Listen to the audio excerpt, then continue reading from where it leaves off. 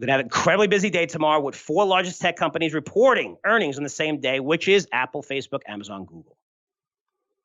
If you look at the whole S&P 500, the total market cap of all the companies combined is $27 trillion.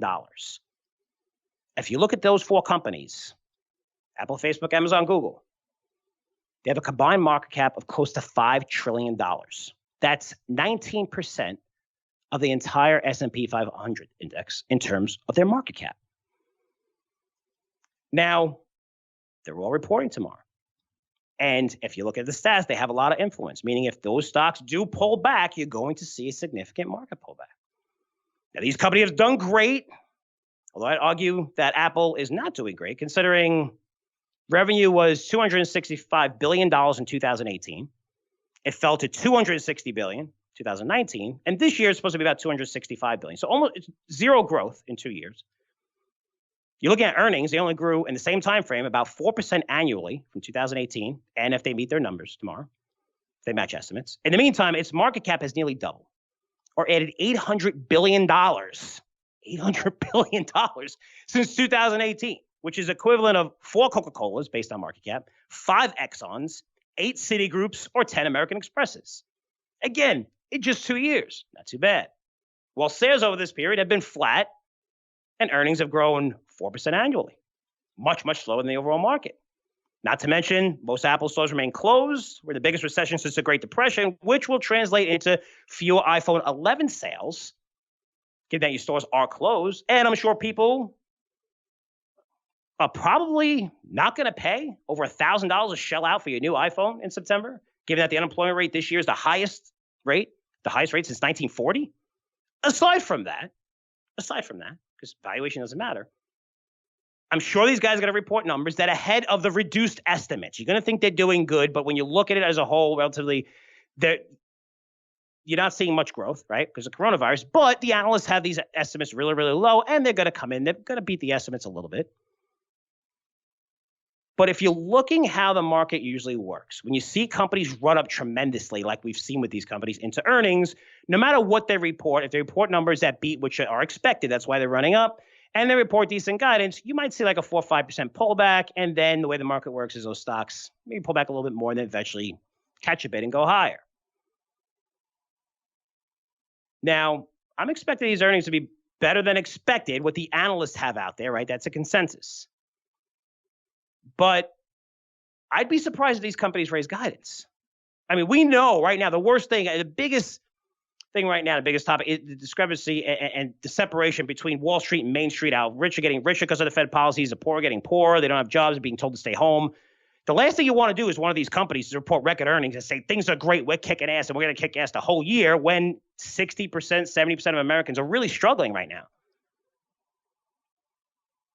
Not to mention, these guys have a target on their back. The Facebooks, the Googles, collection of data, their agenda on suppressing some information compared to others, even though if it's the same release by a political party. We've seen that. It's factual. There's a lot going on with those. Again, they have targets on their back. They have to be very careful. I just think it would be nuts for them. If I was managing those companies, I would not report blowout guidance. I would definitely be conservative. Again, that you can be conservative. You're not lying. You don't know what it's going to be. It's a prediction. You can say, hey, we're going to meet estimates or we're going to remove guidance, which most of these companies said last quarter. Who knows? We'll probably have 1 or 2 that say, well, we're not going to talk about guidance like Apple, which I thought was great. But hey, it doesn't matter. Stock all-time high. My point is,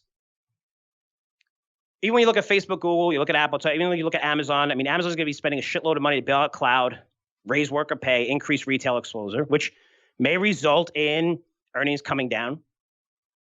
So when I look at all these at a whole, what I'm getting to is if these stocks fall after earnings, we're looking at a market pullback of 2 to 3% easily. And if that trend continues, again, there's been a rotation of money. It's like all this money pouring into stocks at the same time. It's money pouring into certain sectors at the same time, and it's a rotation. Not all sectors are doing good. Look at the travel agency industry. You're looking at utilities. You look at the oil industry. No, technology is doing fantastic across the board. I mean, software, even hardware companies are doing great. There's certain sectors that are benefiting and certain ones that aren't. But given the massive move in this sector, If we send some profit taking into these names and they say, hey, you know what? They report tomorrow and they don't offer that amazing guidance, because that's what they're going to need to sustain this trend. And they're up tremendously. But if we can see a little bit of a pullback tomorrow. And then if we see that trend change, we could see a 5-10% correction over the next month or so. It's possible. I could be wrong, but I could tell you, I think that's a great bet based on risk reward, because I don't see the markets surging over the next month compared to if these guys don't report those earnings that are expected and don't report that good guidance, they can come down sharply. Again, the expectations right now of these companies to blow out these earnings expectations, beat estimates, and report strong guidance. If they do that, there's still a chance that these stocks are going to come down because they've run up on those expectations. But if they don't, you could see a meaningful pullback, not just Thursday, but you might see a lot of money flowing out of this sector. And if you do, since they control 20% of the S&P 500, you could see easily a 5%, 10% pullback, especially NASDAQ tech heavy, but overall in the S&P 500. Of course, it's going to be a buying opportunity, right? The Fed's talking about phase 4. Another $1 trillion is going to be released pretty soon. And that's phase 4 of probably like phase 10 in terms of stimulus packages. We're on phase 4 right now. It's going to be a lot more. But phase 4 is coming in the next few days. Unemployment checks, more loans. And mostly because, why is the Fed doing this? They don't believe in recessions. We're not allowed to have a recession in America ever again. Even though they're a normal course of business, end up strengthening our economy over the long term. And I know these situations different, and we're forcing businesses to close for a reason that doesn't make sense. We should not be closing everything for COVID. We're all wearing masks. It's a lot safer out there, and we know the age group and the people that this targets, and we're keeping them safe. But hey, keep the economy closed. Hopefully we'll get a vaccine. But just be careful, especially over the next few days, week. And Thursday is a huge day. 20% of the S&P's market cap is represented by these 4 tech giants. These stocks have incredible runs into this call. They're trading at historical high valuations, higher than they've ever traded since probably, I wouldn't even say the credit crisis. I'd go back to the tech bubble.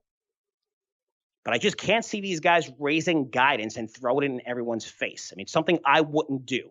It doesn't make sense. You don't have to issue amazing guidance. And in a world where so many people are struggling, especially social media companies, which identify that we're for the people. We love the people.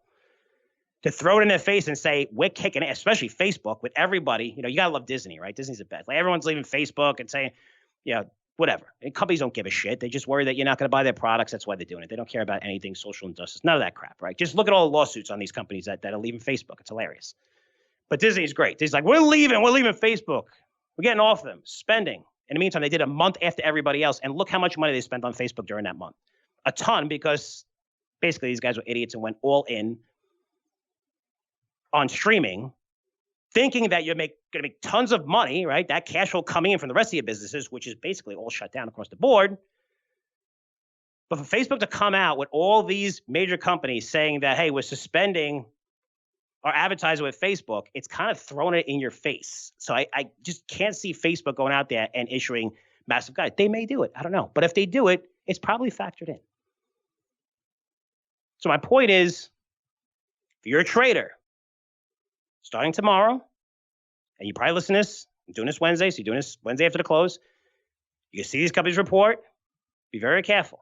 Because they come down, I wouldn't see it as a buying opportunity right away. You could see a trend where a lot of money starts pouring out of this industry and maybe rotates someplace else. Maybe there's safety for a little while with a lot of shit going on. But that could push the market down significantly because of how much that weight they have in their overall markets, the S&P 500.